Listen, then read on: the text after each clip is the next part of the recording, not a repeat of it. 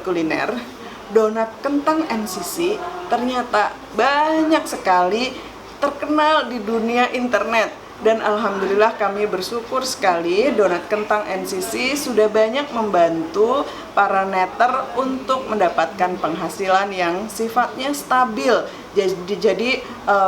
Jadi bisa bisnis donat yang lusinan, yang didekor dengan topping yang beragam gitu.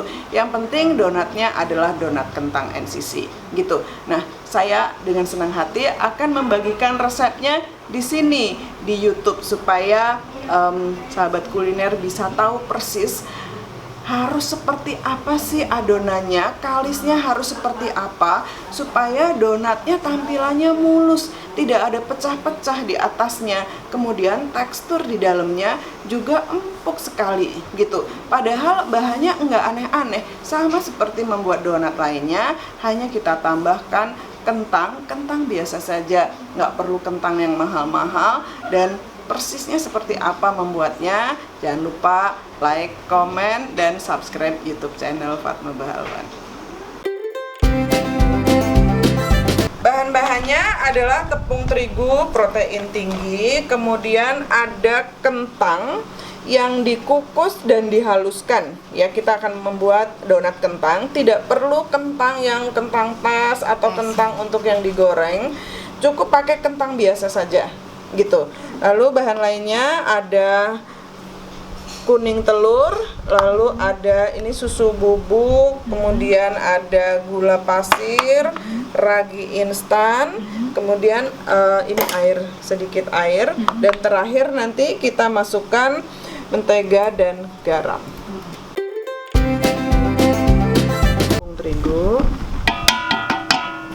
kemudian susu bubuk, lalu ada gula pasir. Ini nggak pakai susu cair ya? Ini boleh diganti instan. susu cair. Kita aduk rata terlebih dahulu, aduk hingga rata, lalu dimasukkan kentang halus ya. Kalau suatu saat mau dipakai tepung kentang misalnya, bisa saja, berarti harus dicampur antara tepung kentang dan air panas. Jadi kita dapatkan puri kentang gitu ya. Misalnya 40 gram tepung kentang diberi 160 gram air panas, diaduk rata, didinginkan. 1:4 atau 1:5. Kuning telur, kemudian ada air, kita uleni sampai bergumpal-gumpal. Ya, bismillah.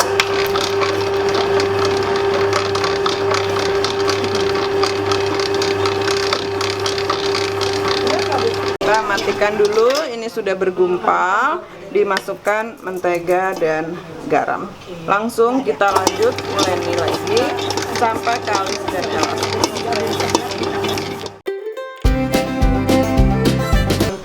Selalu dimasukkan terakhir. Mengapa? Tadi saya bilang ragi itu sebetulnya makhluk hidup gitu. Begitu dikasih air dia mulai hidup, butuh makan, makannya adalah gula gitu. Ada gluten, ada gula. Jadi mulai tuh makanin gula, dia mengembang. Bila pada saat mengembang dikasih garam, ragi mati ya, rotinya bantet gitu, nggak mau mengembang.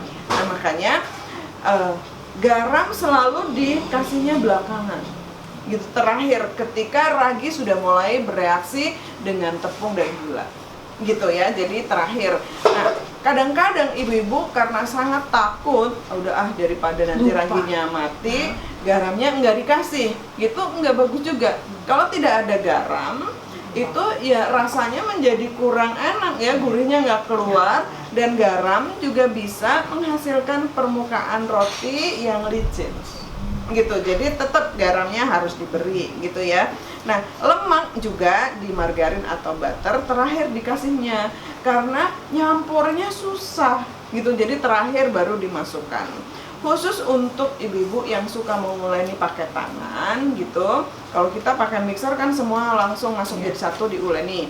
Kalau pakai tangan harus sedikit demi sedikit diuleni terus saja.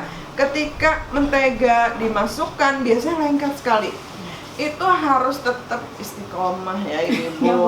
Uleni terus, jangan terus taburi tepung. Biasanya ibu-ibu terus aduh lengket taburi tepung, uleni. Begitu ditaburi tepung semakin banyak, rotinya keras. Gitu, nggak lembut lagi. Gitu ya. Jadi tidak merubah resep. Paling banter di dalam resep itu yang boleh diabaikan di sini adalah bread improver. Apa sih fungsinya bread improver ini? Bread improver ini adalah stabilizer serat roti. Jadi boleh aja nggak dipakai, cuman pori-pori roti biasanya ada yang besar, ada yang kecil, ada yang halus banget, tak beranturan. Begitu dikasih bread improver, baru dia teratur, halus semuanya.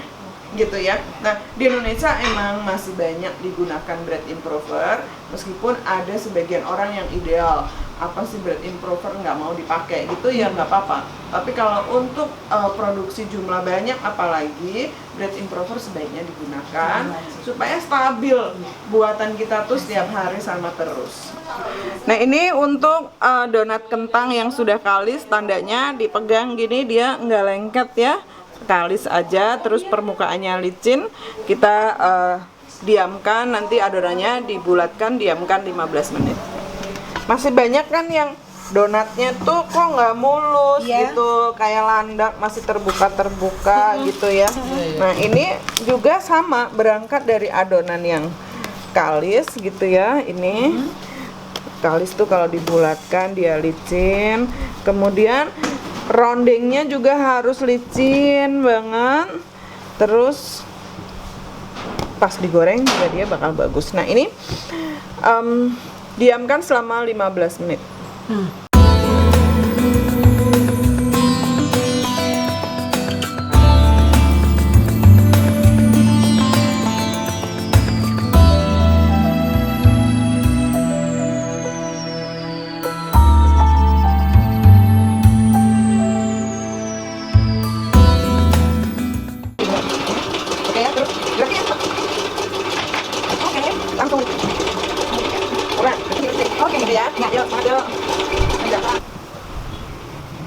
Kalau sudah, ini didiamkan 15 menit dalam keadaan tertutup. Tutup plastik. Ya, tutup plastik ya, tutup plastik rapat. Itu kan.